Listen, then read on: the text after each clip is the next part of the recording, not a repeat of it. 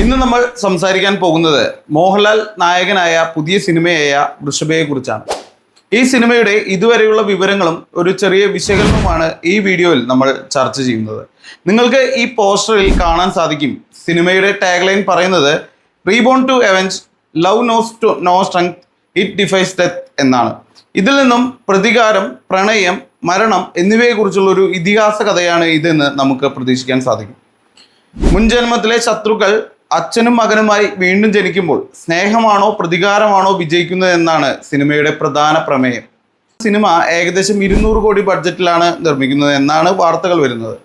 എന്തായാലും ലാലേട്ടൻ്റെ തന്നെ വരുന്ന സിനിമകളിൽ ഏറ്റവും വലിയ സിനിമയായിരിക്കും വൃഷഭ എന്ന് ഒരു സംശയവുമില്ലാതെ പറയാം. മലയാളത്തിലെ ആദ്യ 1000 കോടി ചിത്രമായിരിക്കുമോ വൃഷഭ എന്ന് നമുക്ക് കണ്ടു തന്നെ അറിയാം. കൂടാതെ റോഷൻ മേഘ, ഷനായ കപൂർ, സഹറാസ് ഖാൻ, രാഗിണി ദ്വിവേദി, ശ്രീകാന്ത് മേക്ക എന്നിവരും ലാലേട്ടനൊപ്പം പ്രധാന വേഷങ്ങളിൽ എത്തുന്നുണ്ട്. ഇതൊരു ഫാന്റസി ആക്ഷൻ വിഭാഗത്തിൽ പെടുത്താവുന്ന സിനിമയാണ്. ലാലേട്ടനെ സംബന്ധിച്ച് വലിയ ഇതിഹാസ കഥാപാത്രങ്ങൾ അദ്ദേഹം ചെയ്തു വെച്ചിട്ടില്ല എന്ന് തന്നെ പറയേണ്ടി വരും. എന്നാൽ ആ ചരിത്രം മാറ്റിക്കൊണ്ട് ലാലേട്ടൻ്റെ ഏറ്റവും വലിയ വിജയമാകാൻ സാധ്യതയുള്ള ഒരു ചരിത്ര സിനിമയാണ്, അല്ലെങ്കിൽ ഒരു ഇതിഹാസ കഥാപാത്രമായി ലാലേട്ടൻ വരുന്ന സിനിമയായിരിക്കും വൃഷഭ. അതുകൊണ്ട് തന്നെ ഈ സിനിമയ്ക്ക് വലിയ സ്വീകാര്യത ലഭിക്കാൻ സാധ്യതയുണ്ട്.